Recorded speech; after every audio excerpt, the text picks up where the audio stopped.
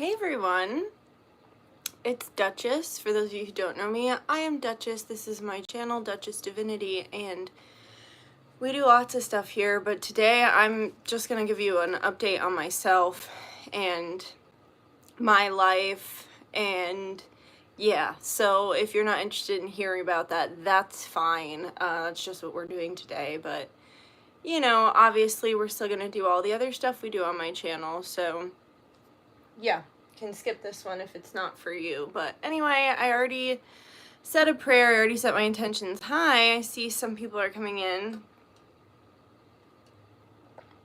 Hello. You can say hi in the chat if you want, and then I can know who's in here. I still have the chat on for right now, but hi Faith, how you doing? Happy Easter. Thanks for the likes, guys. Hey Indigo, nice to see you. Good morning, Divinity fam. Good morning. I mean, it's noon here, but yeah, that's gonna be part of my topic I bring up today. I'm good. How are you? I'm good, thanks. I'm just going through life. You know what I mean? I feel. Hey EM. Hi guys. Yeah, I don't know. We're just gonna, like I said, it's gonna be a little weird for me to just talk about myself, but I'm just gonna talk about myself today because I don't know, I guess some people care. Some people want to hear about that, and that's great. Lady in Faith, hi, good day to y'all. Good morrow. Robin, hey Robin, hello. It's an absolute fucking wild time, and the ascensions I'm going through are rocking my ish. Yeah, definitely. Hey Cassie, hey, what's up everyone? Happy Easter. Yeah, I love your yaps. They are my fave. Oh, good. Good. Yeah, all right. Well, I guess I'll just start talking, and I guess I'll leave the chat up, but I'm probably not going to really look at it. But if I get too distracted, I'm going to turn it off. But where do I want to start? Where do I want to start? Okay, I guess right now I am just going to turn it off because I'm going to get too distracted. None. Okay. Yeah, so right now I'm just like really in a transition period of my life. If I'm being so real, I feel like Cornica's death like changed me a lot. If I'm being honest, I feel like what started to change me as a person was like my grandfather getting dementia, and that's the other thing is I'm just going to talk about this shit because I used to be so open. I used to talk about all this stuff, but I have extremely toxic and ABUSIVE. And that's the crazy thing too about all this. Like the piece of all this is I used to be able to be so open and say what I think, but like the censorship since 2020 has just been off the charts. Like when I look back on the last 5 years, like life has changed at such a rapid pace, not just for me, obviously, like for literally everyone. Like I think everyone's life has changed at a nearly incomprehensible pace since the lockdowns. And like when I look at my life before that situation, I was so happy. My life was so normal. Like I was going to college, I was nannying, I was doing this YouTube on the side. I had a lot of like extracurricular activities. Like I was going to this dance studio. I had really good friends at the dance studio. I had a lot of friends. I was going out all the time. And then like when everything locked down, it was like all of a sudden people lost their fucking minds, right? Me included, but I lost like almost all my friends.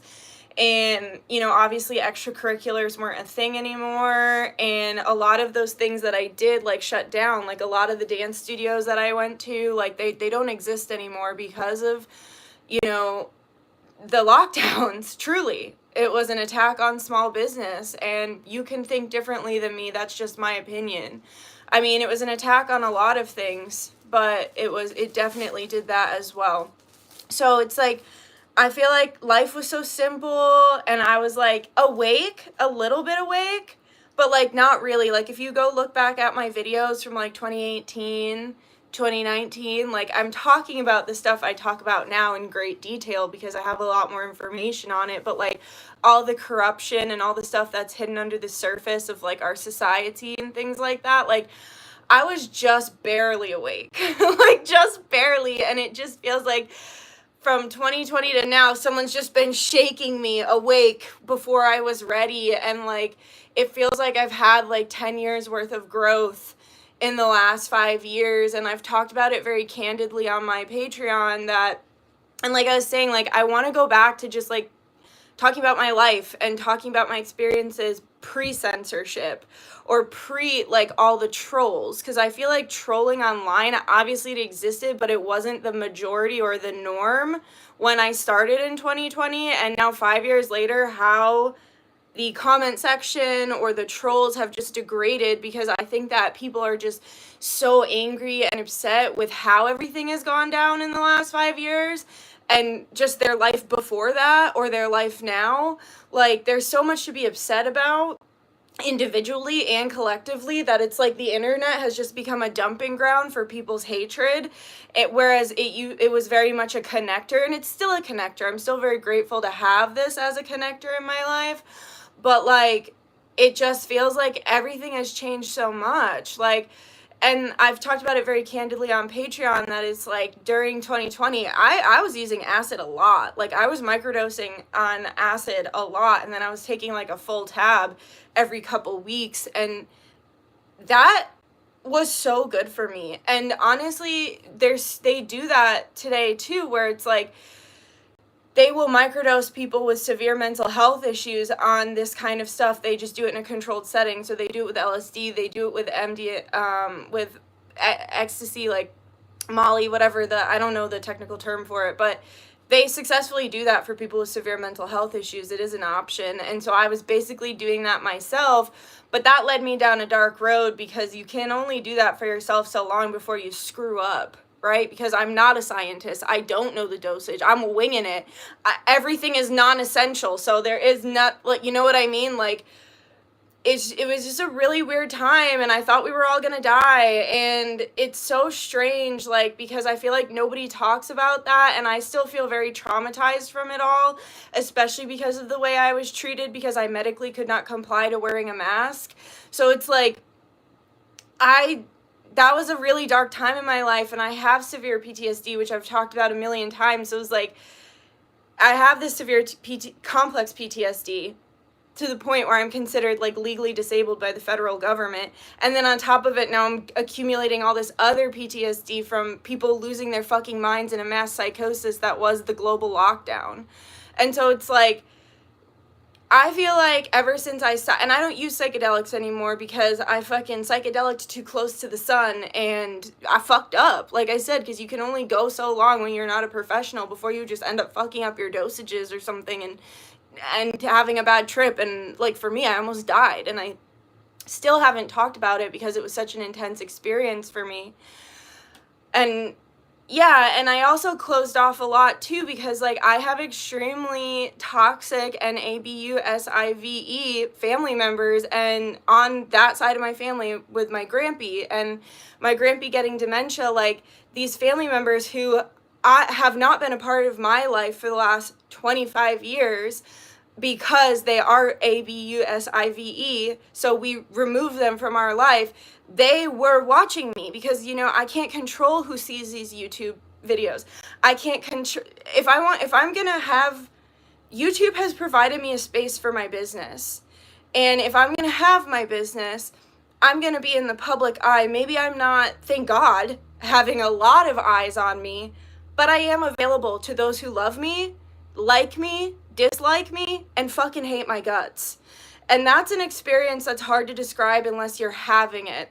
And I don't know how people with like huge followings do it. It's like, I feel like you have to become completely desensitized and detached and see the internet as a completely separate entity from yourself when you do that. I've created a lot of meaningful relationships through my channel, which is awesome, but then it also has created this attachment in me to what people say about me because I have created relationships from it. So as I was like sharing about what I was going through with my grampy, these disgusting, horrible family members who literally desecrated my nanny's grave, like I did a whole setup on the grave. I spent hours and like $100 fixing up my nanny and my nanny's grave. Grampy's wife, who passed away, and her mother are at that grave. And then those disgusting family members, like, that should show you, like, the kind of people they are. Like, they literally tore up everything I did a couple days later. And they've done that throughout the years. Like, my dad doesn't go to that grave anymore because every time we would, they would tear up what we did. Like, that tells you the kind of person they are. And when they found out my grampy was slipping deeper into dementia, they showed up on the front step demanding the will because they don't care about him. They care about what they can get from him because they're just disgusting, horrible people. And they watch this. Like, they might be watching right now for all I know. And I've just had to get over that. Like, in the last, through the Lent portal, I've been doing the Lent class, and it's been amazing. Thank you to the women who have joined me for that, because it wasn't what I thought it would be at all. Like, the image of what I thought we would be doing in my head was, like, completely different than what it turned out to be. And I'm just grateful for those of you who, like, come along the ride with me and just trust me. And I think that's one of the biggest things I've realized in the last several years of doing the work that I do, like, being a spiritual leader and finding the balance between, like, making my own choices as a human and then letting, like, God as you perceive God to lead, right?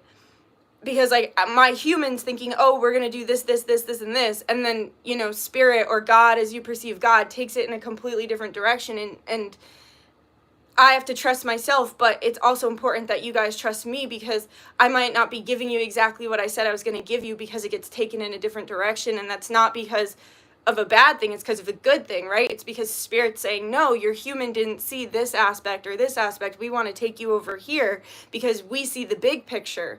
So that's what I've realized is, like, the biggest thing between me and my clients doing the work that I do is, like, I'm so grateful for those people who trust me, and I'm really grateful for the people who just, like, see me as a human, because I am a human. I have a lot of flaws. I have a lot to learn. I'm still a young girl. Like, I'm 30, I'm going to be 33 this year. Like, that's still quite young. So no, I'm not in my 20s anymore, thank God. Those were really tough times. If you're in your 20s right now and you're having a bad time, just remember that, like, that might be some people's best parts of their life, but it doesn't have to be everybody's best part of your life. Because I remember everyone would be like, oh, enjoy these times now. These are the best times of your life. And they were some of the worst times in my life. And it would make me think, like, oh my God, so things are only going to get worse from here. But that's not true. Like, they kept getting better. And then I felt like, oh, there's something wrong with me because I wasn't having a good time at those periods in my life, when that's not true at all. Everybody's path is different. So yeah, so anyway, that was a super roundabout way of saying, like, the Lent portal has changed me really positively and, like, helping me let go of control. And that was part of the reason why I decided I wanted to, like, come back on here and do what I used to do 2018, 2019, 2020, where I was just, like, open and honest and, like, shared about my life. And, like, if my family members want to take this and run with it and be toxic and weird like they are, fine. Like, that's nothing new. Like I said, like, they've been doing this the last 25 years. It's why they're not in my life, right? And one of them was supposed to be my fucking godmother. She was supposed to show me a higher path. It says way more about them than it says about me if they take my vulnerability and try to use it and twist it against me. So, yeah, circling back, because you guys know I talk in spirals. If you've been here, you know that. But when we think about the goddess, it does move, the symbolism does move in spirals, and the universe moves in spirals. But anyway, so I feel like I haven't been okay since my grampy got diagnosed with dementia. And that's another thing that, like how I was saying, it's hard to explain what it's like to be online and to be available to the public, good or bad, unless someone has that experience in their life. It's the same feeling I would say about dementia, because this is the first time in my life I've ever experienced someone with dementia, other than, like, friends who had grandparents experiencing it, but even then it's like just you don't really spend a lot of time with that grandparent. You're just like there supporting your friend and their grandparent for a couple hours, and then you move on with your life. Like, this is the first time I've had a family member slip into the throes of dementia for years and years, and seeing not only how it affects them on a physical, mental, and emotional level, but the people who love them. And like, my grandpa lives far away from me. Like, you guys know I live in Connecticut. He lives in Florida, so it's like not always easy to be getting down there. And like if he lived up here, I'd visit him every day, right? But like, it's not like that. So it's like every time we visit, he's degraded a lot more. And that's been like, also like, my grandpa is one of I'm trying not to get emotional about it, but like, it is emotional and it is sad, and it's really a strange thing to grieve someone who's still alive, because he's one of the smartest people I've ever known and one of the strongest people I've ever known. Like, my grandpa, him and all his brothers, like all his brothers served in multiple wars. He served in one war, and like he was like in a tank, and it got exploded like next to him, and he like lost his hearing. So my entire life, like, my grandpa hasn't had his hearing, but he like never let that disability get him down, and he'd always be like, I'd do it again. Like, even when the war was starting, like the first war with the Ukraine and Russia, like, he was literally calling me, because he's in dementia, right? So like, he was literally calling me being like, I want to sign up, I want to be on the front lines. Like, he was just such a strong man and a true patriot. Like, I've gotten a lot of heat over the last couple of years for my patriotism and my love for my country, because, you know, just because people are mad. People don't like it when you express a love for America. It's strange, because I feel that every other country can express a love for their country, but when you start expressing a love for America, oh, now you're racist, you're a bigot. That's the other thing of the last 5 years. I'm such a soft girl. Like, I'm such a emotional person, and I've had to really break down my thoughts of like what people think about me not being true, right? So like, if someone's calling me a racist or a bigot simply because I was raised to be a patriot, and I have a lot of family members who sacrifice, some of them the ultimate sacrifice, like literally dying for this country, like, and then that doesn't make me a bigot, that doesn't make me a racist, whatever, you know what I mean? So it's like, I had to really learn that like, people, just because someone calls you a name doesn't mean you're that name. And that might seem obvious, but when you're getting inundated with this from like lots of people at once, and you've never had that experience before, you can start to slip into thinking like, oh, maybe I am wrong, oh, maybe I am the bad person. But anyway, and then also too, the complexities of being Native American on my mother's side, and then like Italian American on my dad's side. So like, I've always said that my ancestors spilled blood for me to have freedom, right? So whether it was my Native American ancestors who spilled blood, or my Italian American ancestors who spilled blood, they sacrificed for my freedom, right? And that's something that I'm never going to take for granted. So watching Grampy, who taught me so much, like, a lot of my personality has come from, obviously, my parents, obviously, and my Grampy. Like, I always put him on a pedestal. I always learned so much from him. He was so smart, very mathematical, like, good with numbers, just a very, like, tough but loving person as well. And so to watch him slowly slip into dementia has been mind-blowing, honestly, because I think it's even crazier when it's someone with, like, so much intelligence, and then you watch them, like, losing, like Grampy used to read all the time. Grampy doesn't read anymore. Like, he would be devouring books and, you know, sharing, he's the kind of person too that you're like talking about something, and for some reason he just has knowledge on it, because he has all this like knowledge in the back of his head, which I do too, particularly about spirituality or sometimes about politics or things like that. Like, I'm very much like my Grampy, and so it's just been like really hard. And also too, he's like so fun and so witty because he is so smart. So he would have like the best jokes, and like he was so funny all the time, and just the life of the party. And it's just so disturbing when like this person is still alive and they're deeply suffering, and you're just watching them suffer greatly and like losing their independence. Like Grampy told me a million times the most important thing to him in life was freedom.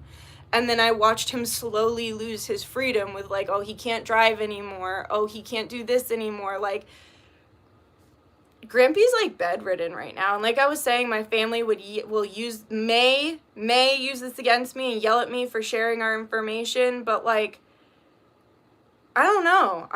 That's who I am. I feel like I have an audience here. I've built the Divinity fam, right? Like, this is the family that we've built here, and I'm the kind of person that, like, I need to say shit out loud. I need to get shit off my chest, and, like, I've taken so much heat over the last 2 years while I've been suffering with Grampy slowly wasting away, one of my favorite people, and then two, just, like, Cornica dying, my best friend, my pet, my familiar, my constant, the only constant in my life for the last 9 years, my beautiful cat, dying. And then my best friend from college, who literally was the reason I came up with the name Dutchess Divinity, dying. Like, I've taken so much heat from the community of people being like, I don't know why, but like, I don't like you anymore, or I've been looking for a reason to unfollow you, or your energy has been so bad for the last 2 years, and it's like, really hurt. And I haven't been sharing. So I think maybe people didn't understand, which isn't an excuse for them to speak to me that way. Because like I said, I'm still a person. But I just wanted to come on here and like tell you guys where I'm at and share these things and tell you why maybe my energy hasn't been the best. Because I'm just trying to survive, truly. So that's been really hard. Like, really, really hard. And then, too, like, looking at all the old pictures from, like, when my nanny was alive. Because that was a huge, like, that tore my family apart. And every friend who I've ever had who's, like, lost their mother or lost, like, a grandmother at a very young age, like, the matriarch really does seem to hold the family together. So every friend I've known who has lost a mother young or like a grandmother very young, like my dad was younger than me. He was like 31 when my nanny passed away, when his mother passed away. So it usually destroys the family when the matriarch passes. And so seeing all these old pictures and stuff has reminded me of that very dark time in my childhood when our family was torn apart by my nanny's cancer and like her dying. And so it's just been so much, like, navigating that aspect of family. And then, as all of you know, like, my sister moved away, and obviously it's so happy because she got married and, like, she met the love of her life and they moved somewhere they want to be, and I'm so grateful and happy for her. But, like, me and her didn't even leave the state for college. Like, most people have this experience when they're young where they're leaving and they're going across the country or other places when they go to school, and so your family gets that experience of, like, your family member being gone. And, like, when me and Allie went to college, like, we were never more than, like, an hour and a half, 2 hours away. So it's, like, this whole other navigating of the feeling of my sister is far away now. Like, she's literally down south, and so she's a plane ride away. Like, she bought a house and I haven't even seen it yet. Like, I never thought that, I always thought I'd be celebrating these things with her and be, like, in proximity with her, like, while all this stuff is happening. And it's been so much. Like, all of this happened at once, right? Like, Grampy got dementia, my sister met her fiance, I lost all my friends with COVID and everything like that, and all of the dance studios that were my coping skill were shutting down, and like everything I've talked about up until this point. And then people were just dying. Like Doobie died. I know Cornica's not a people, but she's a people to me. Like Cornica was a people to me. She's a cat, but she was my baby. And so it's like I've had to navigate these like extreme experiences. And I remember there was a very dark time in my life when I was around 21 where I was having also extreme, painful, upsetting experiences. And there's like this list of like 10 major life changes that if you go through just one of them, you're likely to have extreme depression or anxiety or some sort of extreme mental health kickback from just one of these stressors. I remember at that point in my life, I had like 6 or 7 of them. And that's why I was like really struggling and in and out of group therapy. And like, because it was like I was navigating these major life stressors all at once. And that's what's happening again.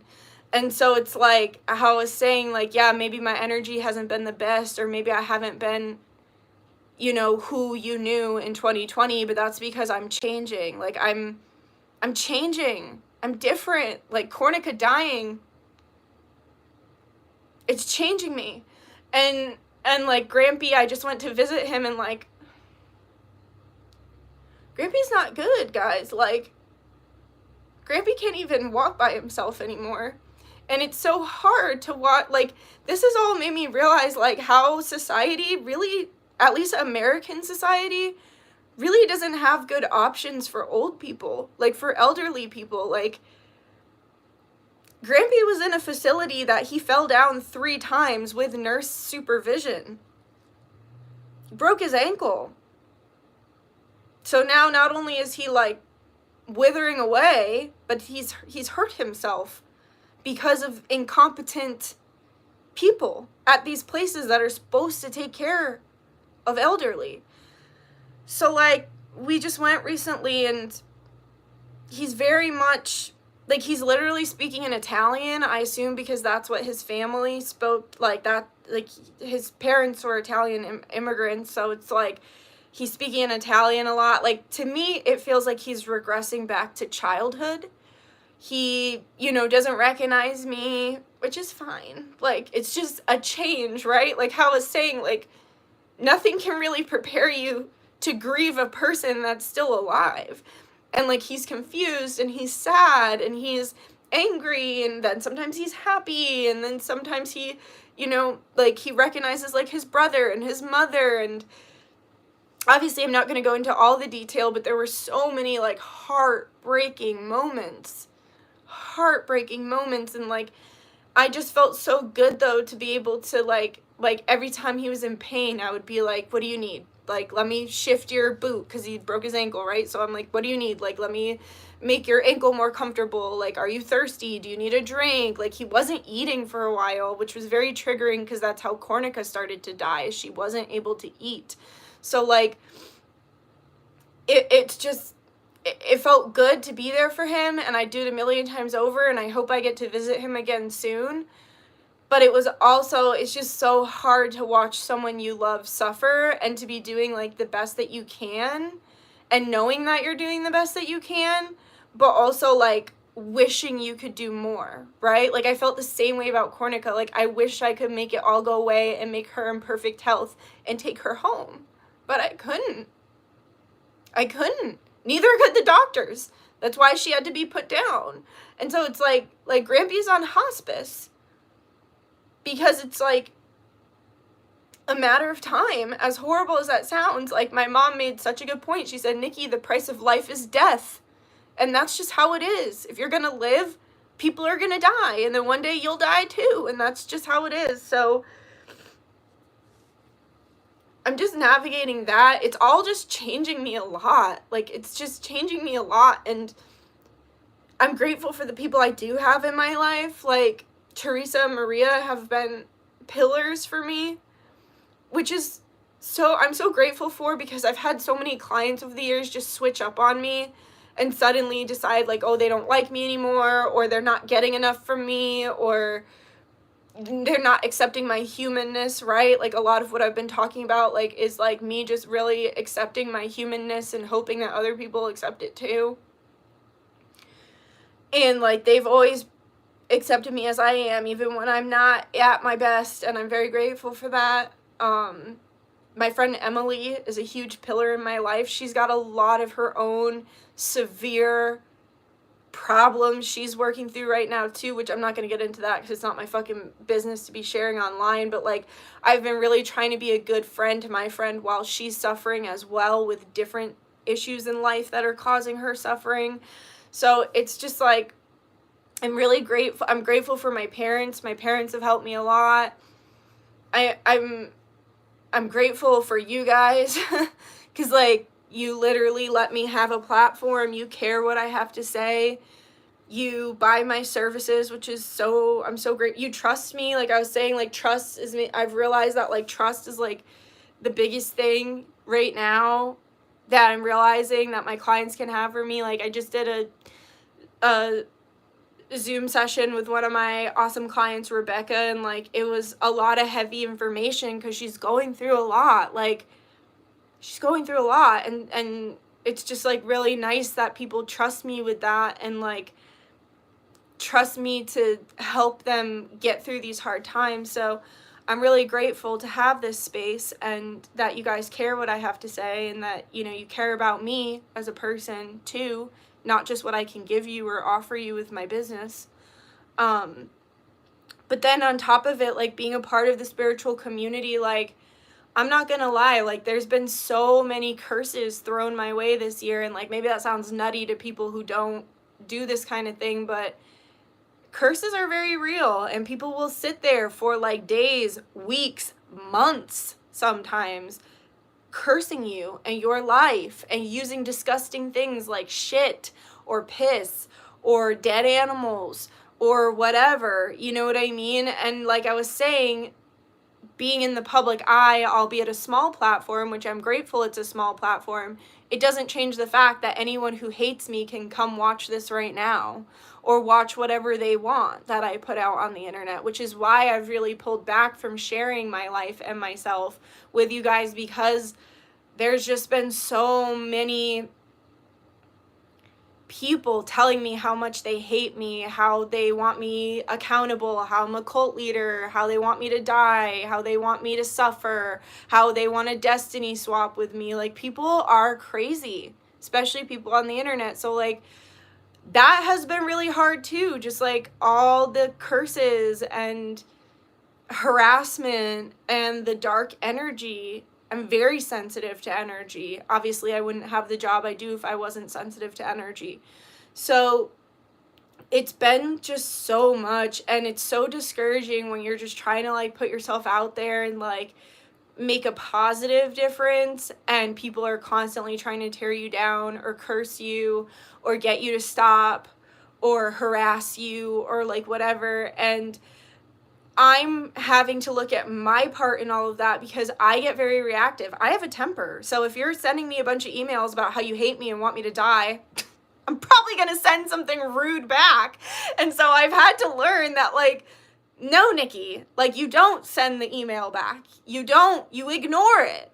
So it's like, that's been a major change because my entire life I've been confrontational. My entire life I've been the bully of the bullies. So like if someone's in high school, literally, if someone was bullying you, you'd come to me and my best friend and we'd fucking go and fucking be like, stop. Because I was severely bullied at many points in my high school career, and I had to learn how to stand up for myself because no one was coming to save me, and the teachers certainly weren't doing it. I had one good teacher who held bullies accountable, but other than that, it was like not something that I got a lot of help with, especially because the administration really didn't like me. Like, I don't know, you know, when you just have that like disciplinary like vice principal who just like decides that they hate you, so they're going to discipline you for everything. Like they're like, just to give an example, you know, those studded belts that aren't even sharp, they're just like light studs. Like I'd be sitting next to my friend wearing a studded belt because like that was the fashion back then, like the alternative fashion. And the entire lunch table would have on studded belts, but I get the detention. I get in trouble because this teacher didn't like me. So yeah, I had to learn how to stand up for myself, and I realized I never let that go. Like I'm still that like fucking, even though I'm 30, gonna be 33, I'm still that fucking 14-year-old girl that's like thinking she needs to fucking stand up for herself for everything, and that's just not who I am anymore. That's just like a wounded part of me that thinks like, oh, well, someone's literally telling you they're out to get you in this email, well, you better fucking fight back, because no one's gonna fight back for you. And it's like, the Lent portal has really changed me a lot in that way of realizing, because like we've been reading the Sophia Code by Kaya Ra, and like Sophia just keeps saying like, unconditional love doesn't need to be defended. Unconditional divine feminine frequency, it doesn't have to fight back. It just is. And so really learning that has been crucial. And then the other really difficult piece on top of all of this has been, I have had a major health issue. I don't know if you've noticed, but like, I've been really sick. I have autoimmune, and I haven't gotten my results fully back yet, but I just decided I want to talk about it today because it's still a couple weeks till my next appointment when I get my results back. But I'm pretty sure I have Hashimoto's disease. Like, Hashimoto's runs in my family. I have 2 very close family members who have it, and basically Hashimoto's disease is when your immune system starts attacking your thyroid, and your thyroid rules over your entire body. Like, everything goes back to the thyroid. And so I know, and like what causes autoimmune is like severe stress, like distress in your life. And 80% of people with autoimmune disease are women, which like blew my mind. It made me very upset to hear that, which either, it says a lot of things. It says women's health isn't being studied enough or isn't taken seriously enough. It also says a lot about the social conditioning of women and how women are expected to act in society and just continue to swallow their pain and keep showing up in silent service, right? Like, I know it's an old societal view, and not everybody has this view, but some people still have the view that women are supposed to raise the children, work 40 hours a week, clean, and keep the house. Like, that's not normal to put all that weight on someone. Meanwhile, and like I said, I know not everybody has these views, but some people still have those views, right? And I just feel like that's why autoimmune is so high in women. And so that's been really a hard pill to swallow, because like, there is no one size fits all for Hashimoto's. Like, you have to figure it out yourself. Like, you have to figure out the food that's like making you gain a bunch of weight. You have to figure out the food that's putting you in bed for like a week, and you're sick in bed for a week. Like, there is not a one size fits all for this. Like, it's a long process to get your thyroid healthy again and to get your immune system to stop attacking itself. And it's been really hard. Like, I am a very athletic person. I've started dance at age 5, dance and gymnastics, and I never stopped being athletic after that. And I would spend hours and hours and hours, like, every day working out, like, whether it was with my dance team or, like, walking outside or whatever. And so, like, I've just been so sick, and, like, I've been taking this supplement. I don't know. I think it's working. I can definitely say I feel like it's working for me so far. It's called Miss Lizzie. The lady is called Miss Lizzie, and she has a whole protocol where you're like taking your temperature and you're taking these supplements and you're doing it slowly, because like I said, it's a process. So it's like I'm following her protocol, and it's definitely helping, because it was getting to the point where like I'd be in bed for like 2 hours a day in the afternoon, because 3 p.m. to like 5 p.m. is like my bewitching hour where I just can't function. And that's so the opposite of like who I am. Like, I'm a very active person. I'm very athletic. I've gained like 30 pounds in the last couple years. Like, that's not normal. The other thing I want to say too is like, when I was trying to get help for this from the doctors, like, I got hospitalized at one point because my symptoms got so bad. It was after my friend Doobie died. And the other thing I realized too is it was happening with every period. Like, every period I was getting deathly ill, to the point, like I said, where I had to be hospitalized one time, and they just said, you're having anxiety from your friend dying. Like, completely wrote off my medical issues. So for the last 2 years, I've been arguing with doctors about how there's something really physically wrong with me, and they've just been saying, you just have anxiety, you just have grief, you just have, oh, I see you have a diagnosis of bipolar, are you just having a bipolar episode? No. There's a difference between a bipolar fucking episode and being hospitalized because you're so physically ill. Like, my temperature was dropping so low that the internet, like, obviously the internet isn't a great source of information always, but like, when I looked up, I'm like, wait, that's a really low temperature. I look it up and the internet's like, you're hypothermic, you need help. And it's like, and the doctors are like, oh, you're just having an anxiety attack, which, yeah, I was. I was having an anxiety attack, but I was also having physical symptoms that my doctors just kept writing off as mental health. And it's a story as old as time. Like, I have dealt with this my entire life as someone with complex PTSD and mental health issues, of doctors just being like, well, it's in your head. And it's not in my fucking head. Every single time, once I finally get the diagnosis, shocker, it wasn't just in my head. It was real physical problems. And I had doctors tell me, yeah, it's just your mental health. I had doctors tell me, well, you are getting older. I'm 32. I'm not a spring chicken, I guess, but I'm also not 75 where I should be in bed for 2 hours of a day. I'm at the age when I should be running, chasing after little kids. Like, I'm not at the age where I should be having such severe health issues that you're saying, oh, you're just old. That's another thing. Like, women don't age out at 30. Like, we're not like these hideous, disgusting old creatures that need to be hidden away from society just because we're over the age of 30. Like, it's just been a rough ride, guys, because I've had these physical health issues and I've just had terrible doctors doing terrible work. And I went to my midwife, because I go to midwives instead of OBGYN, which was the best decision I've ever made in my life, is leaving regular OBGYNs and going to midwives, because they actually listen to you. They do deeper blood work. They don't just write you off as being bipolar and old because you're having a physical symptom. Like, so my midwife finally was like doing all this blood work on me and checking everything, and she's like, I think you have Hashimoto's. Like, she's like, you look extremely inflamed, it just makes me emotional, because it's like, on top of everything else I've been dealing with, like, it's just hard when you also are having health issues and people keep telling you, like, it's in your head, and you know it's not in your head.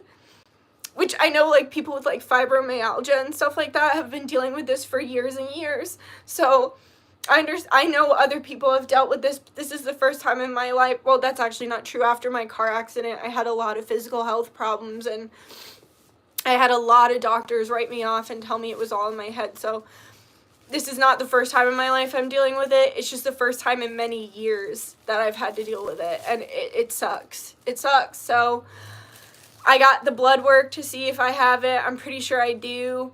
And, like, the doctor was saying I look very inflamed. And, like, gaining 30 pounds in 2 years is not normal, guys. Like, and I'm not here to body shame anybody.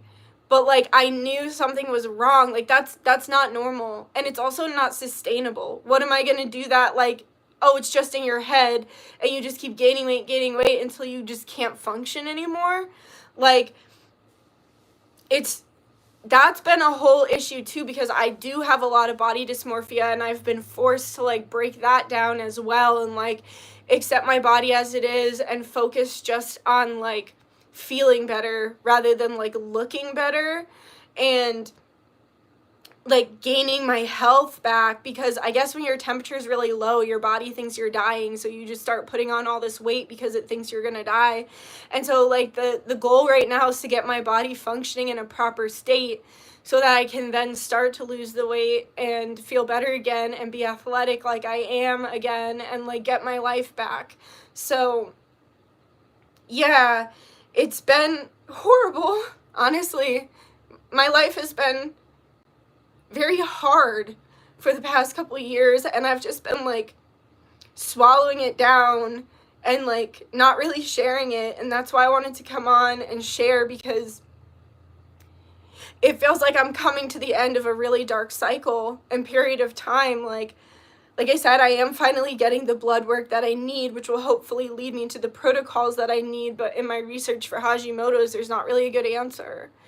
And also, too, like, I have to be really careful about my organs, because when I was in psychiatric care, they had me on so many medications at once that it started to negatively affect my organs at a very young age. So it's like the midwife was talking about taking like low dose naltrexone or something, which can help with inflammation. And I'm like, yeah, but like, I don't know if I want to do that. Like, if I don't have to, I need to preserve my organs because I'm still young, and I did such a number on them, following the professional's advice, following what the doctor said, only to get worse, right? Which is the case in a lot of Western medicine. Of course, some of it is life-saving. Of course, some of it is necessary.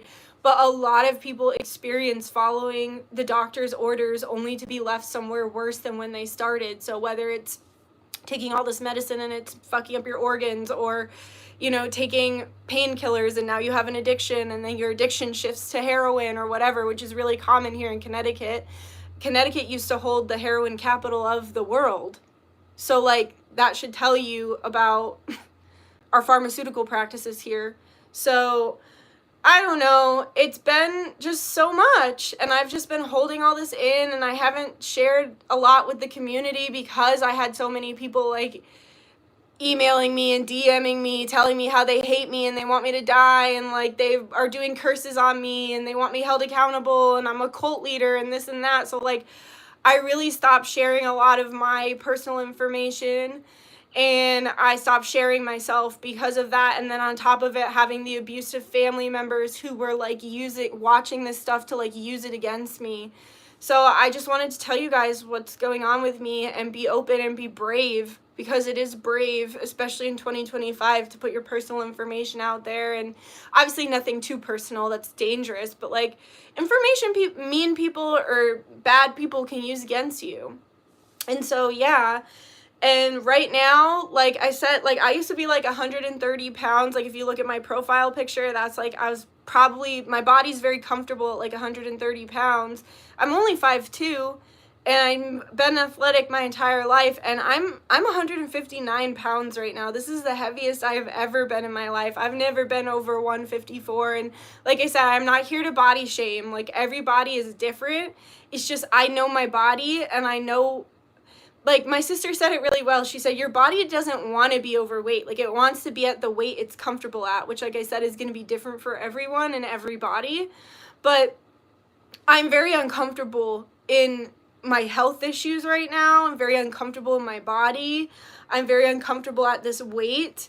I'm very uncomfortable with my life in general. I thought I would be moved out of this apartment right by now. Like, I'm so grateful to have it, but it is very small for my needs, especially like running my business out of it. So it's like, I thought by now I'd be married. I thought by now I'd have kids. I thought I'd be in a house.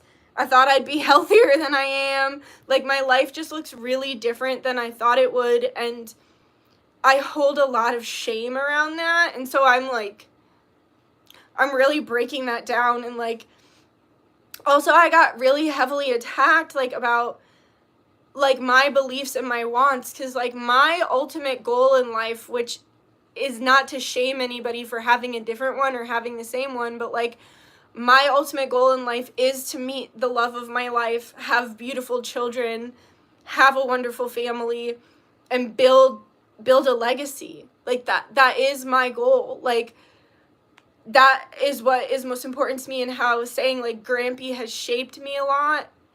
Grampy's, the most important thing to Grampy other than freedom was family. We sound like a TJ Maxx sign, you know, freedom, family, live, laugh, love. Just kidding. But no, really, like, the other thing that was most important to my Grampy, like, we were talking about it at Easter, and I was like, the best thing that ever happened to Grampy was Nani, my grandmother, because that was the mother of his 4 children, which then gave him grandkids, and so on and so forth, right? Because the most important thing to my Grampy, and the reason I even have information about my ancestors and stuff, is because of Grampy. Like, the reason I even know about, like Giuseppe and Pompilia brought my family over from Italy. Like, the reason I even know those ancestors' names and have seen their photos, like their wedding photos, and I know their story is because Grampy. Because that was important to Grampy. He was very much the historian. Like, he's got all the old newspapers. He's got all, he, like I said, was a wealth of knowledge, which has made watching him slip into dementia that much harder.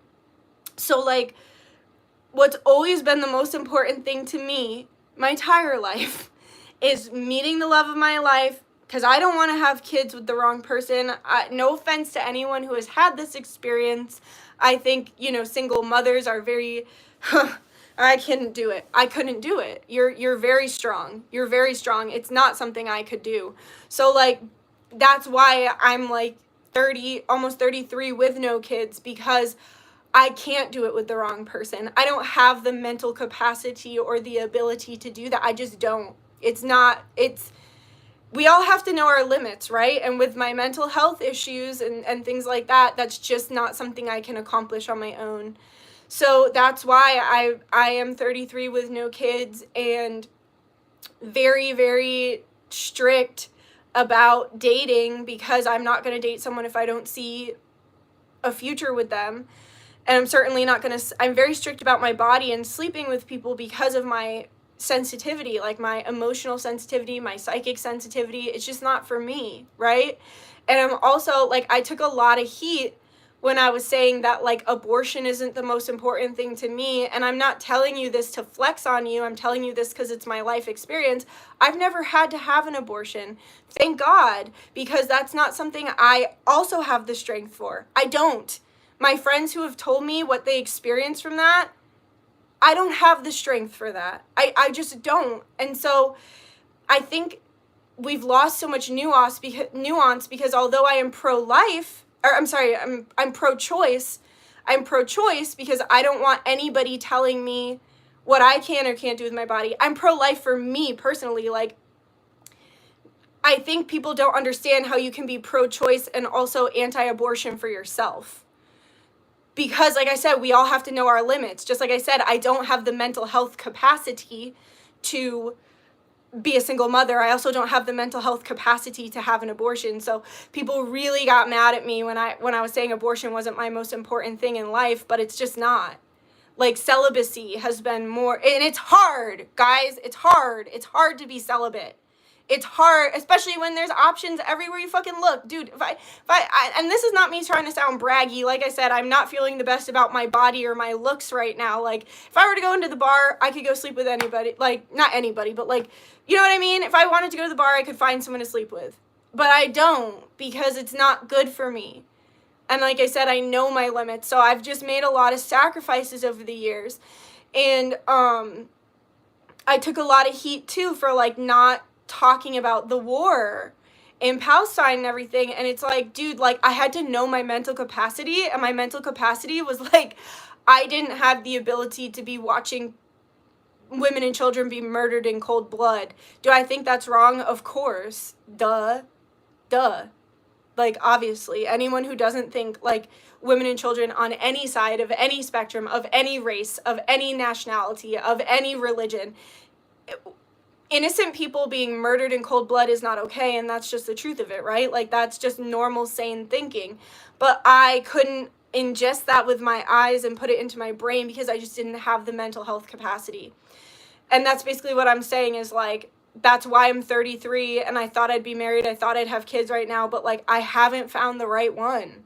I just haven't. And that's hard to admit, but at the same time, like, I know I'm making the best choice for myself and for my future children by not just going and getting pregnant by any old schmo that ends up destroying my mental health, my kids' mental health, whatever, you know what I mean? So, like, yeah, this is just a really long rant about, like, the difficulties I've been struggling with for the last 2 years. And also, as well, like I was saying, like, I'm not in a healthy position to be getting pregnant. Like I was saying, I've been freaking deathly ill with what we're thinking is Hashimoto's. Like, it would be a disservice to me, to my partner, and to my child to get pregnant in this state of unhealthy, right? So That's why I'm doing that spell coming up, like the clean slate. Like I've spent the last really 5 years analyzing myself and my life and changing things about myself, but I've spent truly the last 2 years, and if we're being really real, the last year and the last 6 months since Cornica died, deeply evaluating my life and being forced into a place of acceptance and realizing, like, I'm not happy. Like, I'm not happy in this apartment anymore. I'm not happy in my body because my body's been really sick. I'm not happy being online, truthfully, and being in the public eye because it's caused me so much grief, but it's so polarized. It's caused me so much good too, right? Like, it's opened up so much opportunity and created these relationships I have with people and stuff like that. So, yeah, all this to say, this is an update on me and my life and being vulnerable and sharing myself when it's felt really scary to share myself over these last couple years, and also to, like, when sometimes I feel a lot of shame of having the ability to, like, help all these people with, like, healing or tarot readings or spell work. It's like it's not just me, right? It's God. So God, as you perceive God, because I'm never going to tell you what your relationship should be like, who you should worship, who you shouldn't. That's not who I am. Because I hate when people do that to me. How you should worship, whatever. So I'm this vessel for God, as you perceive God, the universe, source, whatever. And I'm helping you through God and through the spirits or the angels or whoever were your ancestors, whoever we're working with. I've been blessed with this ability to be this portal to help you heal, to help you change your life, to give you the messages that you need. And I've felt so much shame over the last 2 years of, like, being able to do this for other people while it feels like my life is falling apart. And it feels like, well, what's wrong with me? But like I was saying, so much of what's been falling apart is out of my control. So, like, Grampy's dementia, you know, me taking it really hard that my sister moved across the country, you know, my health issues, like, so much of this, yes, they are, like, how I react. I've had to learn that, like, how I react to it is in my control, but I have really had to be in a state of surrender, and I've had to release the shame around, like, not being able to fix it, right? And or because, like, there was no fixing Cornica's illness. That just was. She had to be put down. Doobie died. There was nothing I could do about that. Grampy has dementia. There's nothing I can do about that. This is the house I can afford right now. There's nothing I can do about that. I haven't found the right person to have kids with yet. There's nothing I can do about that. I'm sick. All I can do is take care of myself the best I can, hope to get the proper diagnosis after several years of looking for the proper diagnosis and being written off, and then do the best I can with that diagnosis once I have it. Like I was saying, how I'm thinking, it's like, I haven't gotten my blood work back yet. I did a lot of it. Like, literally, like, fucking, like, 10 vials of blood work. Which, girl, I'm queasy. Everyone says, but you have tattoos. Okay, when you're getting a tattoo, they ain't taking the blood out of your body. Hello? It's different. Yes, it's needles, but, like, they're not literally sucking the blood from my body. That freaks me out. Freaks me out when blood is in places it shouldn't be. Like, it was supposed to stay in my veins. You put it in a vial. Ah, that's creepy. But I can rationalize, you know, it's for my highest good, and that's how I get through it. But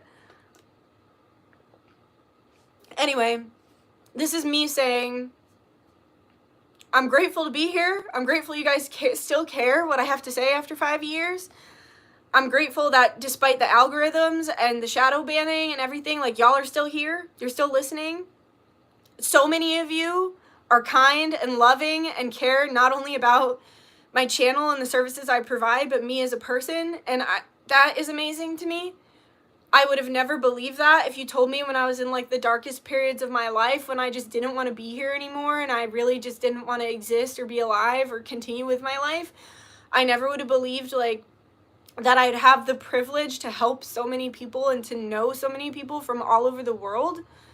Because I have clients from all over the world. Like, I never could have imagined this for myself. And I'm really in this place of surrender where I have to trust that, like, the best is yet to come, and that, like, how I have all these beautiful things I never could have imagined now, that I'm gonna have that. Like, with a beautiful husband that is the right person for me, with beautiful kids that I can eventually have, with a beautiful home. And you guys know my dreams. Like, my dream is to have a beautiful piece of land and to be able to fly you guys, like, have you guys come in and, like, fucking stay, like, have these Airbnbs where you guys can have, like, an all-inclusive experience where it's like you're staying on the land and you're staying in this beautiful Airbnb with, like, an outdoor shower, and you can just, like, be under the moon. And or, like, I really want an outdoor bathtub too for, like, spiritual baths. And then you get to go to the gardens, and then I heal you the next day, and then maybe we have, like, a workshop like, you know what I mean? Like, I want to have these, like, all immersive experiences. So, like, that is still my dream, and I have to trust that, like, if that's meant for me, it doesn't matter how many curses people put on me. It doesn't matter how many haters I have.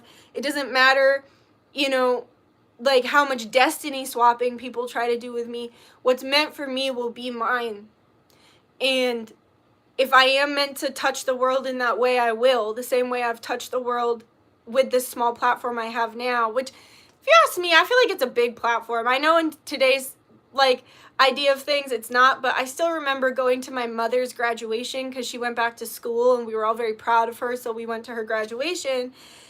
And there was, like, 5,000 people in there, and it's a lot. Like, that's a lot. So, like, we live in a day and age where, like, 5,000 views might not mean anything, but I remember thinking, like, that's 5,000 people and 10,000 eyes.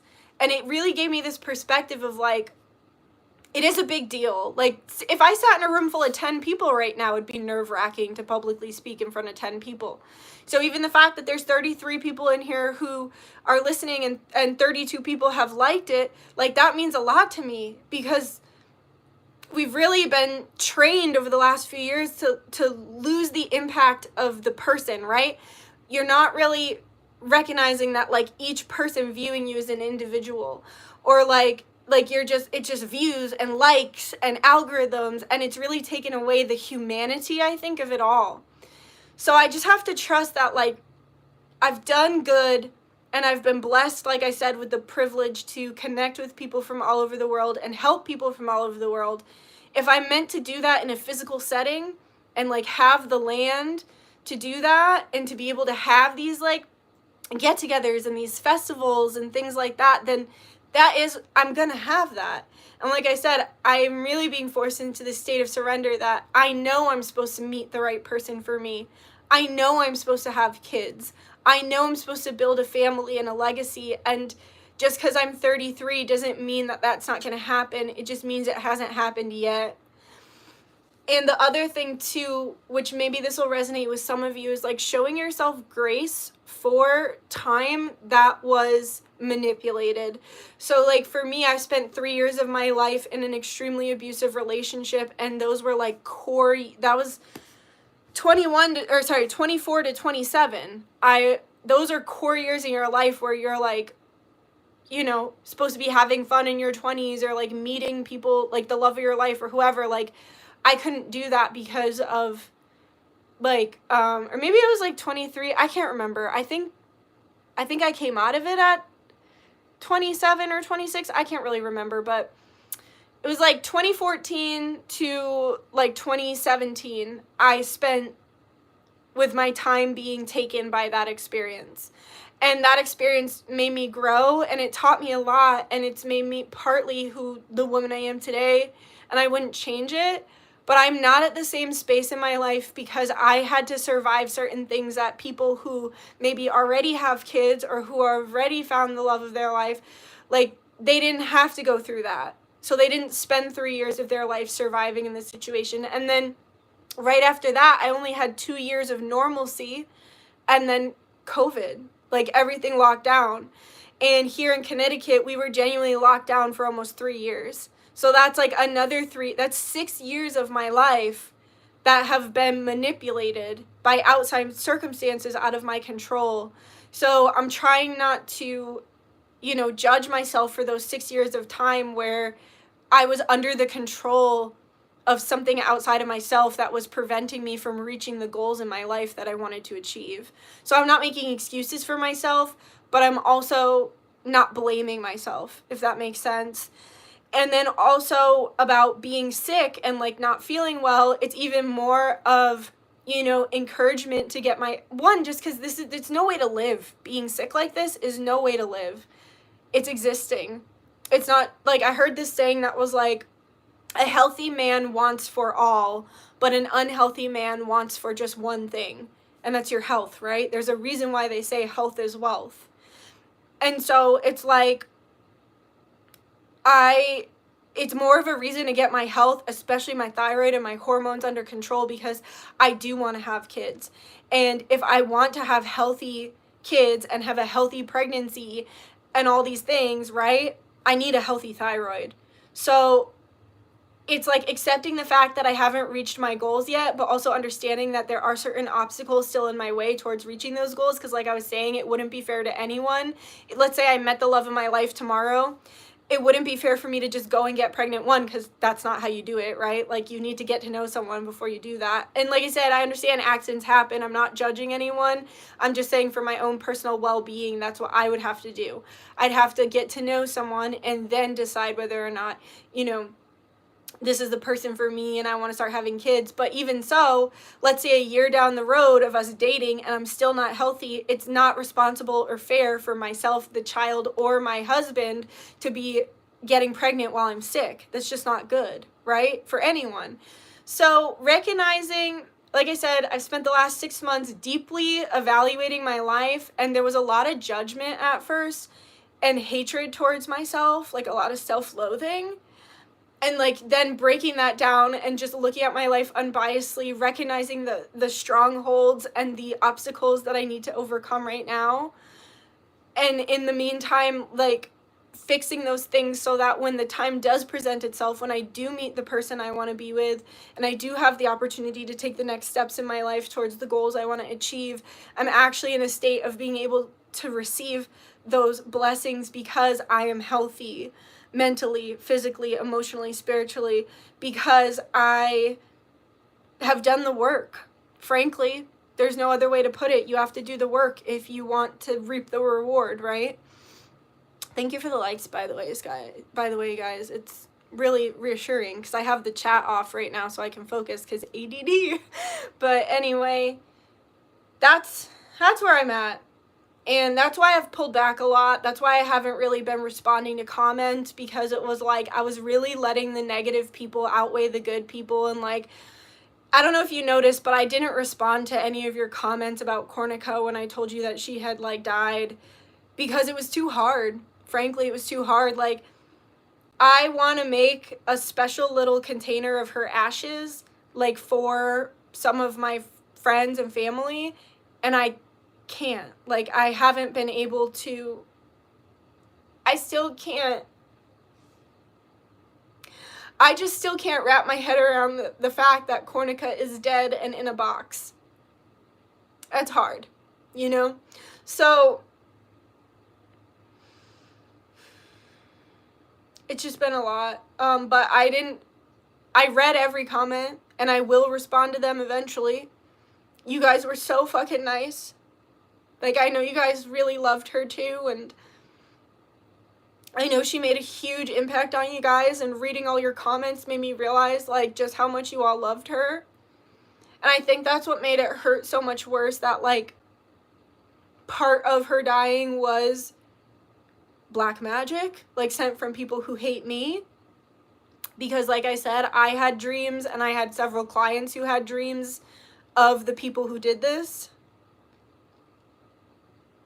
And, yeah, so just know, I want to be more involved in the comments. I want to be more involved in the community again. I pulled back because I was getting so much hatred, and I just couldn't deal with it, with everything I just told you, with everything I just spent the last hour telling you, is why I was too busy dealing with all this stuff in real life.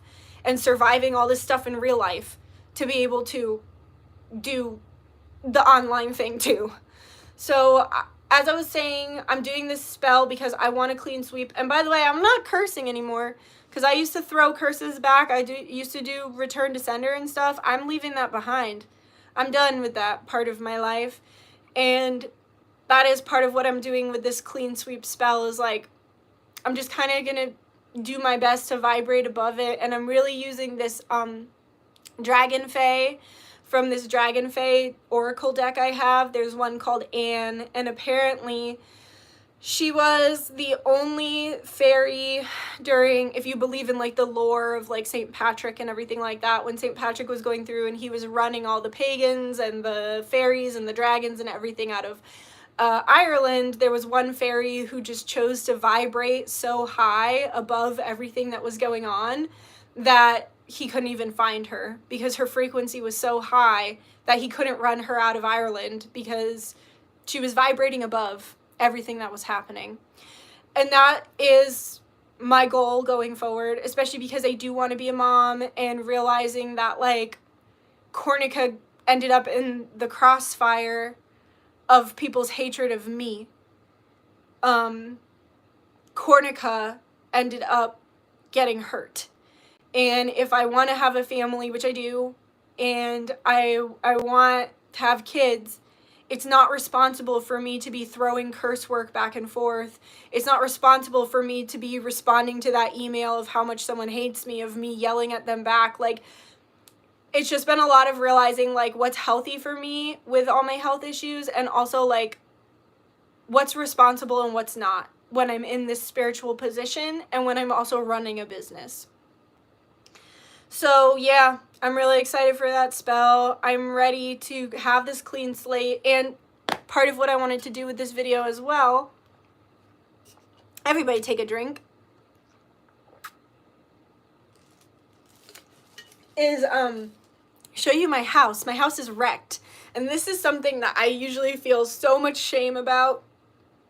Even telling you my weight, I have felt, and I know that like 159 for some people is very healthy for them, and I'm not trying to say that it's not, but what I am saying for me personally, like 159 is not healthy for me, especially with all that, like even like the doctors were like, whoa, like you've gained a lot of weight in the last 2 years. And it's like, yeah, no shit. Well, you've been telling me it's anxiety and grief. Like I'm over here like, what the fuck is wrong with me? Trying to figure this out. But anyway, I'm trying to release my shame, not only around like gaining the weight and having the health issues and like having these emotional experiences that I haven't been sharing because of judgment.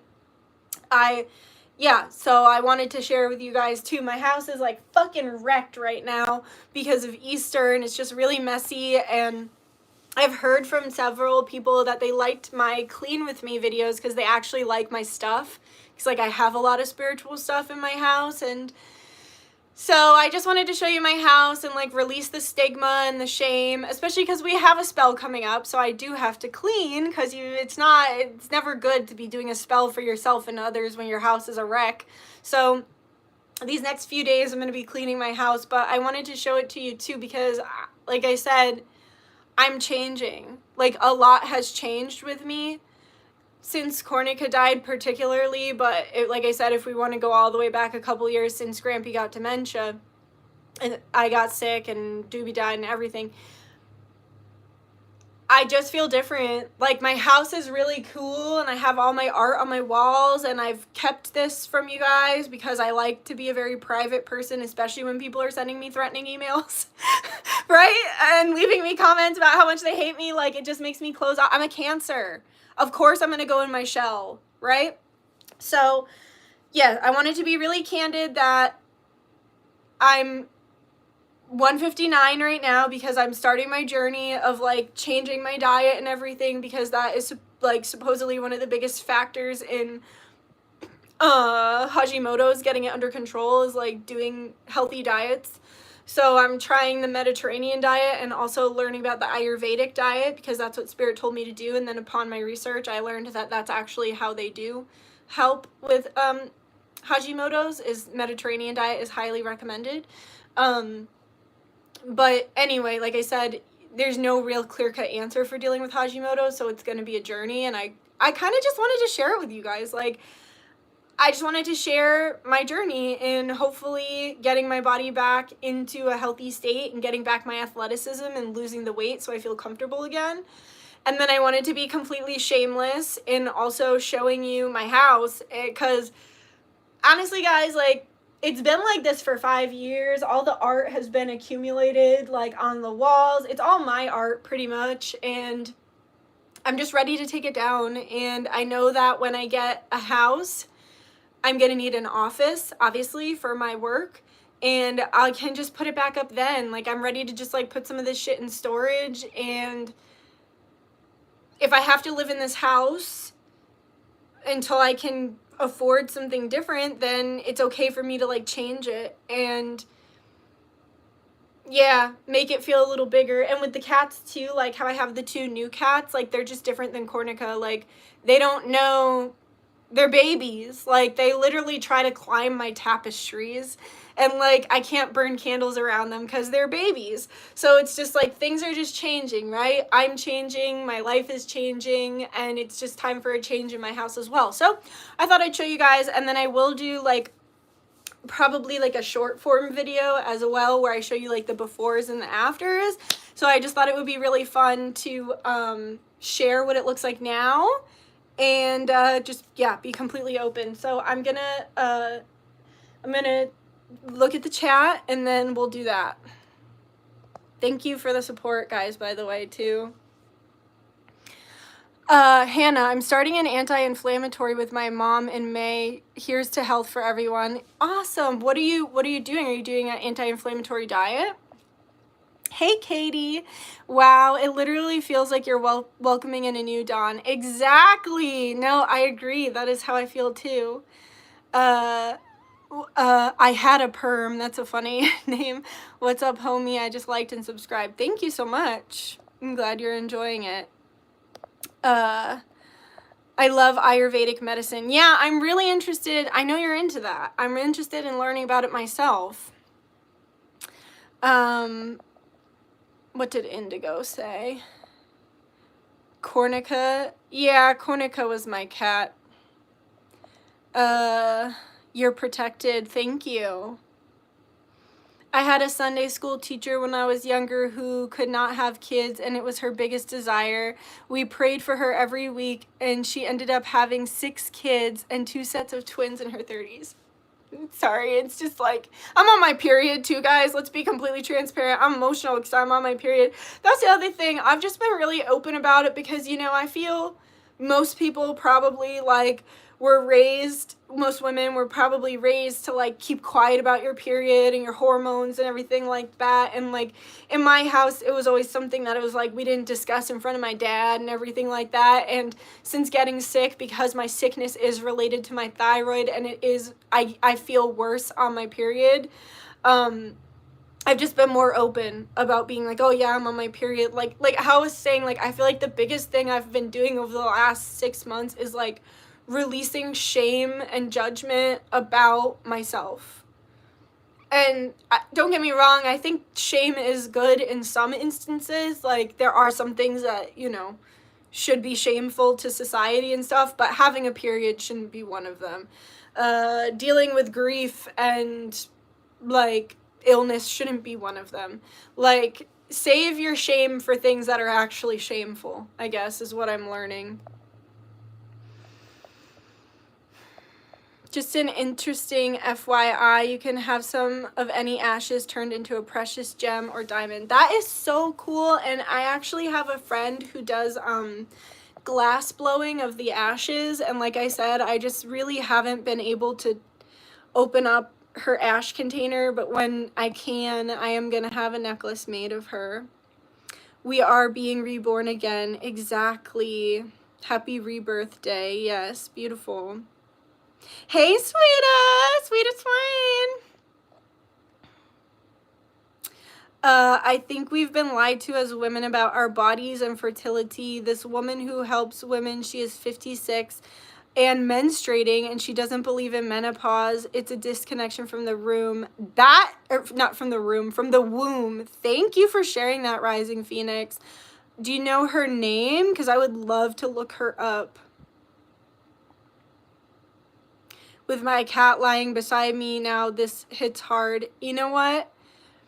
It's made me, like how I was saying, part of the reason why I want to change my house is because, like, I just want to make it more accessible for my cats, because that is one of my biggest regrets, is like getting mad at Cornica for like knocking something over or like ripping something with her nails or some things like that. Like the thing that she knocked over, the pillowcase that she ripped, like I don't give a fuck about that. Like what I actually cared about was Cornica. So I've been a lot more mindful with these cats of like not getting mad over stupid shit like that, you know?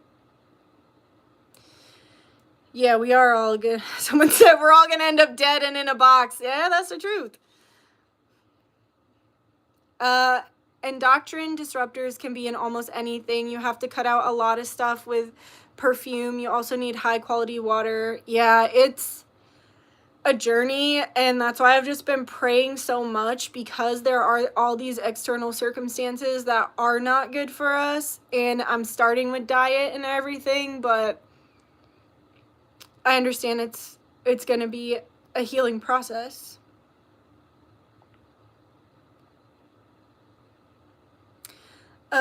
Until I got an IUD, now it's barely once a month. I get a bit hormonal. I have PCOS.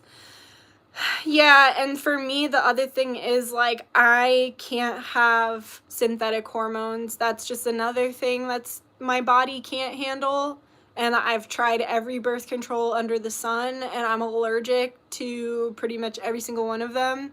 So, but it's like, I just heard in my head, like, making your test your testimony. I have to believe that all of this is happening because it's leading me where I need to go, right? Like, I have to believe I'm having this experience so I can help other people the same way I do with my previous life experiences and the work that I do now. I have to believe that, like, this experience I'm having is to teach me something. And it feels too like I'm not allowed in my life to really rely on others. Like, one of the biggest lessons I've learned throughout my years is that, like, it's very detrimental for me to be relying on others, whether it's like doctors for my answers or like other people for like money or whatever. Like, it feels like my path in life is to be as sovereign as I possibly can and to have as little reliance on situations, people, places, or things outside of myself for my needs to be met.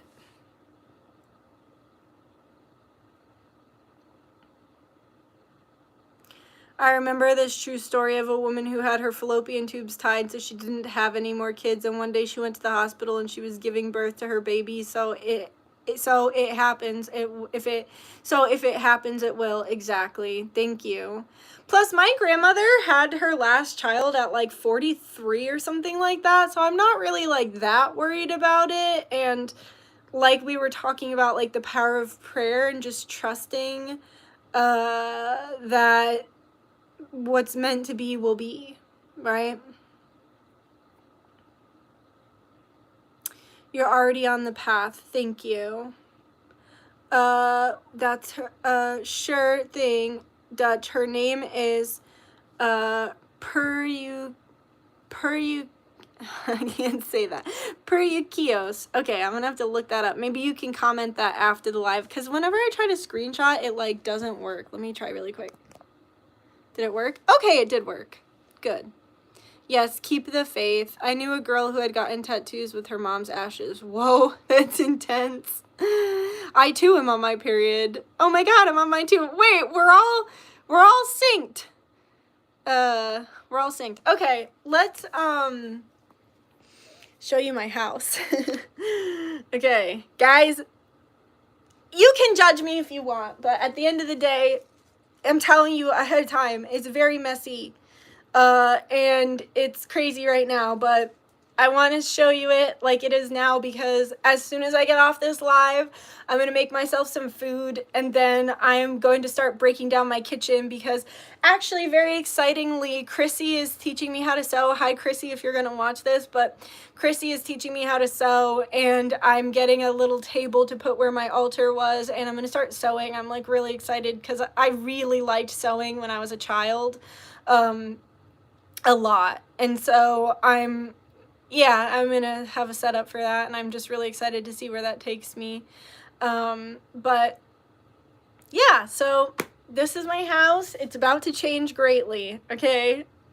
Judge me if you must, but it's messy, like I already said. Okay.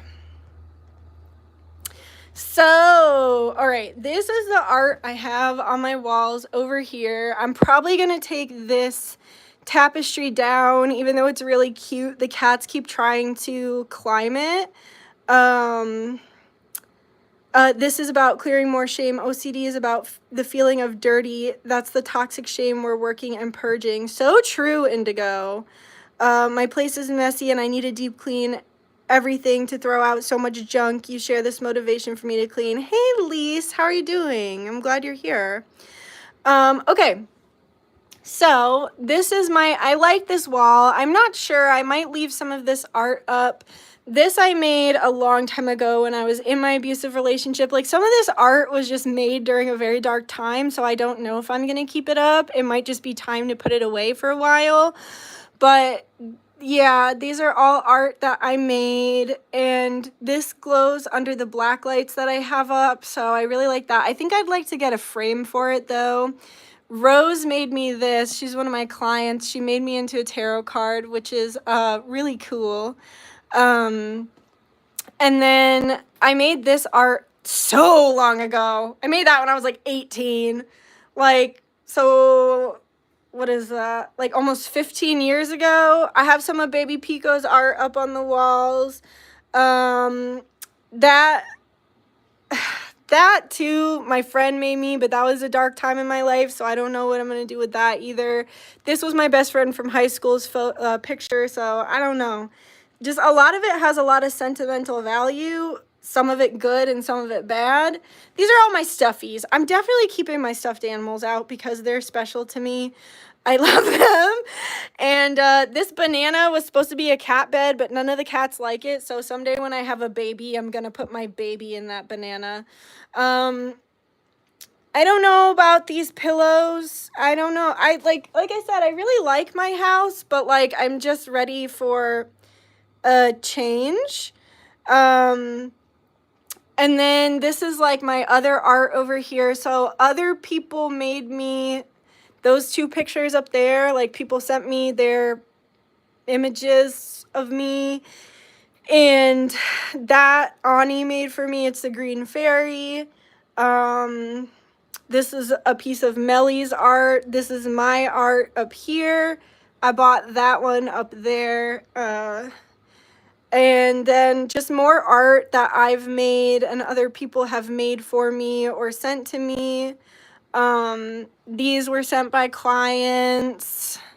This was made for me by a friend, sent by a client, sent by a client. Like, a lot of it is really cool. And like I said, like, when I have a house and I can have an office, I'll probably put most of it back up. But right now it feels like I need to separate from this in order to, like, I don't know, find myself. Because like I said, I'm different now, like, since Cornica died. And I really feel like I need a separation of, like, work and life. And right now my work and my life are completely intertwined. Yeah. And then, I can't really show that, but that's a piece of my art. These, I love these. I think these are so cute. That I did not make. I bought that, but my sister gave me this. Those I bought from Amanda Olander. Really pretty little, what's it called? Dreamcatcher. And then I had a tapestry here, but the cats ripped it down. So I think I'm going to put a TV up here because I don't have a TV in my living room. I've got to clean all up there because it's all dusty and fix the little lights. But yeah, this I drew one time when I was tripping. I have a lot of my artwork from when I was tripping that I just have like in a book, which is fine. I think that's a good place for it. This, my bat, just in case I have to beat someone up. This I made at a point when I was in the psych ward, literally. And it's interesting now having channeled my Native American life, because it really feels like that part of me was like calling my inner child to do the healing, like the calling. So I don't know, maybe I'll get a frame for that because it's kind of like where it started. And maybe not, I don't know. I just wanted to show you how it looks now. My fish and my snails, my crystals, I don't know, probably I'd change all that. This I've had since college. I have a soft spot for this because I had this around the time I was friends with Doobie, and wood holds energy. Wood, glass, metal, they all hold energy. All my shoes for my pole. I like this setup. I just made this setup, and I think it looks nice. My spiders, oh my god, Cornica loved these spiders. She would play with these all the time. They're just like little plastic spiders from like the dollar store, but I love those spiders. I really like this window right now, but I will probably change it, but I'll just show you. Sorry I'm shaking. I'm a little shaky person. Yeah, probably, I don't know. Maybe I'll change the around the window. I don't know yet. I have a lot of work to do. Usually this is set up like a cat obstacle course, but right now it's messy. Like I said, I have to clean. Oh, I guess I can't show those either. So I've got more of my art up here, the gates for the cats, so I can shut them out of the kitchen. That I just got. I really like that, but I don't know, we'll see. There used to be a tapestry here as well. That's my art too right here that I made. And that I made when I was 12, and my art teacher was very impressed. I got like a lot of recognition for that, and she like put it on display, and I was very proud. It's the Thinker. So I found that in my basement, and I just wanted to like honor my inner child in that way. Yeah, and then I've got my fake fruit and my fake cake, which I love those. If you know me, you know I love fake food. This area, I've got to figure out, like, this area over here. I'll shut the the litter box. I need to figure out that storage. I think I'm going to get a new couch that has, like, storage within it, so you can, like, pull up the cushions. And my neighbor just walked by out the window, if you saw him. So you can, like, so I can take that little corner where I need storage and, like, put it inside the couch. Plus, a really mean person gifted me that couch. She was my friend for, like, 10 years. And then when COVID happened, oh, darn it, Dominic. Don't be weird. Thank you for the $25, but... You know what? Whatever. You're helping me pay for my new couch. Anyway, so yeah, she was like my friend for like 25 years. Not 25 years, for 10 years. And then when everything locked down, yeah, she was just really mean to me. She like humiliated me in a store in public. It was very disturbing, but I don't want the couch anymore because it gives me bad memories. I'm trolling for real. Yeah, well, thanks for the $25. Anyway, this is my bedroom. I'm working on this image. It's so not done, but it's coming out okay so far. It doesn't look that good through the phone, but my other stuffed animals, this was Cornica's favorite toy since she was a baby, and I have it. When she passed away, we laid her head on this for when we were putting her down, and it's very special to me and very important to me. This is my ancestor altar. It will be changed as well, so I guess I will show it. It's changed a lot over the last couple years, but these are my walls right now. I'm gonna take down a lot of this stuff. This is my TV. I had closed curtains on it because I don't want it watching me sleep. So, yeah. And then this is my like setup on my dresser right now, but I'll probably honestly put a lot of this away in storage. I don't know. That's me as a baby. My closet, I just went through like all my clothes and went through and I've got rid of a bunch, which was cool. And then I need better storage setups for like over here, because this is where I keep my tarot decks, and then just other stuff. Keep some storage up here. And then this is what's gonna like change the most, and I really wanted to share this because I think it looks so good. Like, I love it. I love my bedroom so much. And then like all around are black lights, so a lot of this glows under the black lights, but it's just, as much as I love it, it's feeling too chaotic. And oh, I gotta close off the boobs. It's feeling too chaotic for me right now, and I feel like I just need like clear open space. So yeah, a lot of this is gonna change. I'm definitely gonna keep that up. I'm taking all those down. I'll probably make some art out of those. They're postcards from like one of the museums I go to in Miami. Some dream catchers and things. Probably honestly gonna take a lot of this down, because all this art I made during like some, hard times. Like, a lot of this art was made during dark times in my life. Some of it is gifts, like I said, from clients, but yeah. And yeah, I'm gonna take down a lot of this stuff up here too. Ooh, it reminds me of the galactic signature Mayan astrology. Yeah, that's what this is. Rachna Radar made it for me. She's cool. If you're watching, Rachna, I still got him up on my wall. I'd like to get a frame for him someday, like get him framed. But yeah, I'm taking this bookshelf. I'm gonna go through all my, I don't know, am I allowed to have the bong on here? I'm taking this bookshelf, and I'm gonna go through all my books and take it and move it over here.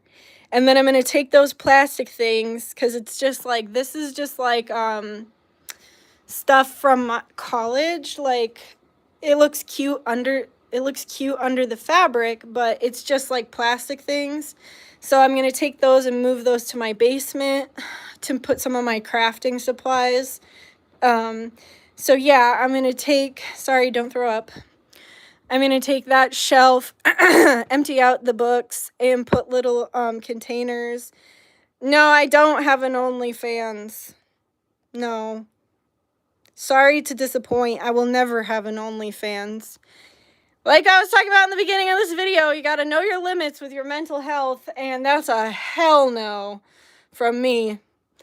Anyway, so I'm gonna put little like drawers in that, and then put it over here. And she will only respond to 50 or higher. Yeah. Good point. Yeah, I'm not answering now until it's 50 or higher. I'm probably gonna take this down. Oh, there it is, the Trump train. Everybody, don't get mad at me. Probably taking that down too, because I just don't care about politics the way I did before. Anyway, let me cover that. So that's what we're working with in there. I have a lot of work ahead of me. What I'm gonna do is I'm gonna get a new bedpost, because I've had this bedpost through really dark times in my life, and wood holds energy. And so I'm gonna put this down in the basement, and I'm gonna buy like a canopy, probably empty off the walls. And I did get some other like greens and things like that to like hang from the canopy. This I need to take down and wash. It's up on the wall because when I moved in, they had a big leak, so there's like a big stain on the ceiling from the leak. So I have to keep something up there, but I'll probably take this down, wash it, and just change it up, Okay, now we're getting to the really messy part. Don't judge me. This is my kitchen right now. It's a huge fucking mess. This is where I'm gonna start cleaning first. There's ice cream. Hi! Hi, Ice Cream. You're so pretty. You pretty girl? Yeah, you pretty girl. Hi, Sunday. I bet you didn't want someone getting compliments without you getting a compliment, huh? Hi, Sunday. Hi, babe. Crazy girls. Yeah, obviously I have a lot of cleaning to do here. It's a wreck, but here's what I'm thinking. I'm gonna move my altar. Honestly, it's like really messed up right now because the cats were like messing with it, but probably gonna put a lot of this away. I did buy shelves for all of my statues. Catherine, you're so smart. I just made $50. How did you not get pregnant yet? By being very smart with my... Okay, I'm not saying that to be rude to anybody who did accidentally get pregnant. I was just really careful. Really careful. Very responsible when I was, sleeping with people, and then choosing celibacy when I was faced with opportunities to sleep with people, but maybe it wasn't the best choice. Okay. You so smart, Catherine. Oh man, that was great.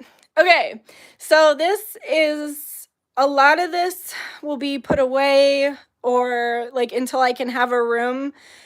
Cause like I have a plan that I'm gonna build okay, when I get my own home, if like an actual place to live for the long haul, I want to build like a stone cottage to do my spell work in, which is why I have the pavers here, because it's just better than like setting your floor on fire. But I want to have like a big stone setup where I can just burn candles and like leave the wax. So I'm probably going to put a lot of this away until that time comes. But like the statues and stuff, I just bought shelves so that my dad can hang them up for me. And then, yeah, that's all in flux right now because I just brought some of my plants outside. These plants are going to have to go outside too because the cats are crazy. This is my doorway right now. A lot of this is probably going to change as well, even though I think it's like really cute. A lot of it is probably going to change. It's like I said, I just need to breathe. Like these pictures I made during a very dark time in my life. And it's supposed to represent like going from the darkness to the light, like going from dark times to like better times. And that I have achieved that. So I'm kind of like, maybe I don't really need these on my wall anymore. Those cute little masks. I love that picture. I'd like to get a frame for that picture because I don't know why I'm just like obsessed with that picture. This is actually going to be for sale. I'm going to put this for sale on my website soon. It's a collage I made. It's pretty big. That's my dirty laundry. This is all I need to clean this off. I've been using it as a catch-all since Cornica passed away. And yeah, my bathroom. I'm not going to go. I mean, I guess I could show you my bathroom. No, actually, I'm not going to show you my bathroom. I'll show you my bathroom when it's clean because there's like dirty clothes on the floor.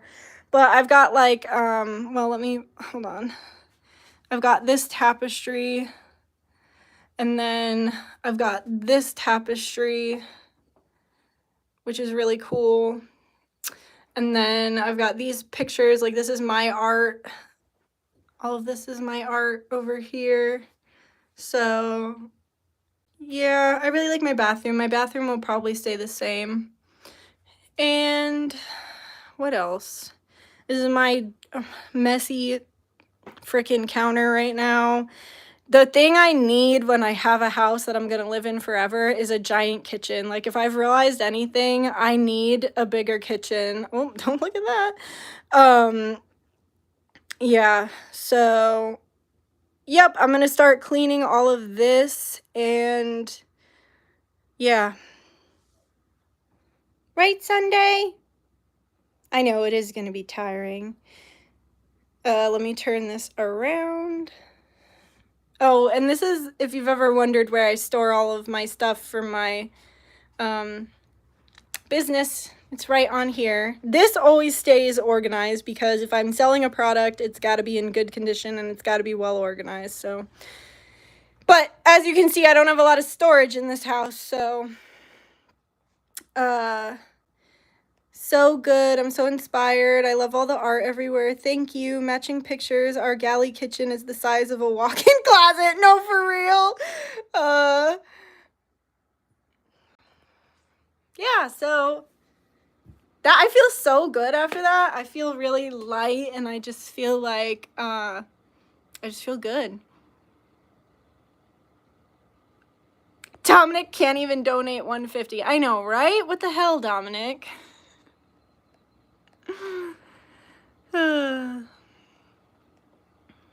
Hi from the UK. Hi.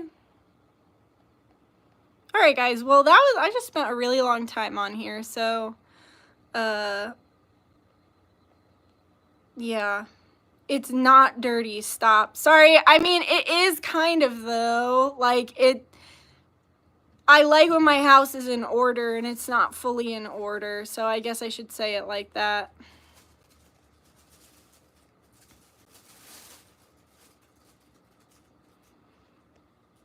Thank you to everyone, and thank you to Dutch. Most excellent vibes. Well, thanks for being here, Indigo. Thanks for moderating. I really appreciate it. And yeah, things are looking up, guys.